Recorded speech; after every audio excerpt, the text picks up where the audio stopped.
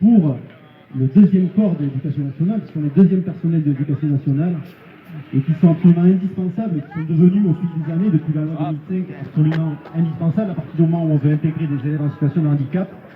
Il faut mettre les moyens. C'est tout ce que nous disons. Nous, à partir du moment où on met en place une loi, il faut être à la hauteur des objectifs qu'on se fixe. Donc malheureusement, on connaît la situation des services publics, et les services publics sont délaissés, que ce soit l'éducation nationale, que ce soit l'hôpital, les transports, etc. Malgré des collectivités qui font ce qu'elles peuvent avec les moyens qu'elles ont, les services publics sont malades aujourd'hui de politiques nationales qui sont délétères et qui se retournent contre les populations et contre nos enfants qui sont quand même l'avenir de notre pays. Alors le fonctionnement des PIAL, les AVSH pourront mieux en parler que moi, elles le vivent au quotidien, ainsi que les enseignants qui sont présents ici, qui sont chargés aussi des classes.